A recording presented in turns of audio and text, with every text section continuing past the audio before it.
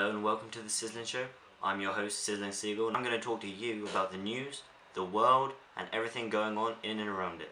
Yesterday, I was out on the set of a music video for a cover of the famous Christmas tune, Last Christmas, that a new female artist, Abby Morgan, was recording. I was the cameraman. It was tedious, but actually quite awesome because we were recording in Drake Circus shopping mall after hours, so it was closed and no one was there apart from us. And it was all Christmassy. I think the behind the scenes should look quite cool. This is what it looked like. This is the mall after hours because we're filming here for our music video we're filming. It's all after houry. It's like in the films, look at this. It's like in the films, look at this. How pretty. This is Alex Green. I've mentioned him before. Check out his channel. Down here in the description. Nah, it's over there. Is it? Yeah, it's right here. I can see it. Oh, is there going to be an annotation or whatever it uses? You know, Sizzlin Show. Now it's time for this week's big news segment. It's called UK inflation rate falls to 4.8%. I've no idea what that means and I don't care. Back to more interesting big news. The first ever group to win the X Factor, Little Mix, won the X Factor. Yeah. After all the good acts left the show, I couldn't really care about the finalists, but Little Mix was actually quite good, I found out in the end, which I didn't know before. They aren't bad at all, I noticed. They aren't bad at all. I was just wondering if they would have done better in the long run if they had come second instead of won, as it seems to be the case with many other groups who haven't won, and they've come very successful. For instance, JLS, One Direction. I want to know your opinions, so if you have one, leave it in the comments box below, and if you do that, you'll stand a bigger chance of winning this week's prize. It is a great prize. This week's most awesomely awesome song is Finally Moving by Pretty Lights, and it's playing in the background right now. Shout out to Danny Edwards and Ollie Hooper, who brought the name of the song to my attention, even though I think we've all heard it before somehow. I don't know where, but it seemed to be in my mind when I heard it from them, so I don't care if you have any idea. But check it out, Finally Moving by Pretty Lights. I dig, you dig, he digs, she digs, they dig. It's not a beautiful poem, but it's very deep. More news on the very uninteresting Occupy Plymouth thingy that's going on, or was going on. All of their tents are pretty much gone. They seem to have packed up, moved away, and gave up, I think. They were supposed to stay there till after Christmas, but I guess they just miss their families too much. Or they just have weak willpower. Or they realised no one really cared. And left.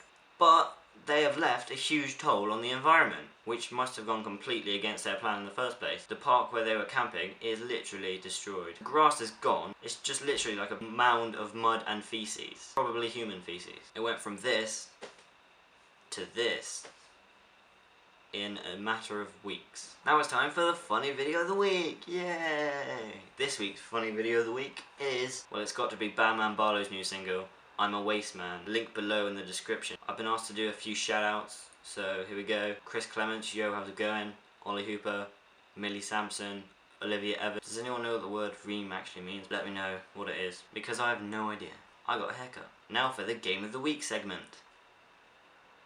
Saints Row 3 is undoubtedly awesome. So much fun, huge amounts of it in fact, bucket loads. But after completing the game, it gets a bit repetitive. I think I'll only be playing it on rare occasions when I'm really bored. It's fun every time you play it, but I don't know what it is. It just gets a bit old. Smashing hookers in the face while getting hit by pink army trucks, which don't kill you for some reason. After you complete the game, you're pretty much invincible, so you'll be set on fire, you can be thrown out of a building, you don't even need to use the parachute that you're given, so I don't know why they put the parachute in. The thing is though, I still love it, and I don't regret at all paying £40 for it. What do you think though? Another comment that you have to leave down below. Is it a rubbish copy of GTA, or is it good? It's for you to decide. I think it's worth a shot. Now for the made up news bit. Beyonce has given birth to a fish. Skyrim is good. The BlackBerry has been voted better than the iPhone. Sorry, I can't do that one. That was terrible. It's worse than the Beyonce and Fish one. The Craigs in Craigslist actually stands for cannibalized, rather annoying, ignorant, gigantic squirrels. Next week I'll be interviewing the up-and-coming band Italian Love Party, and I'll be getting their opinions on the news, the U's, the Y's, and all the letters of the alphabet. Also, they'll probably have a plug about something as well. I've got to warn you though, the prize next week is pretty awesome. The selected prize this week is a 10 times 10 pound voucher, which means £100, to spend anywhere in England on anything. Everywhere else in the world, apart from Greece, it will probably worth a lot more. You could probably buy a house with it, or use the money to travel to England if you're not already here, and pick it up yourself and go back home again, and buy another house, and then eat some breakfast, and then buy a squirrel. Although I can't think of any rational reason why you'd want to come here to Britain, or buy a squirrel, or eat breakfast at this time of night. Anyway, once again, this has been a very uneventful, sizzling show. See you next Tuesday, guys.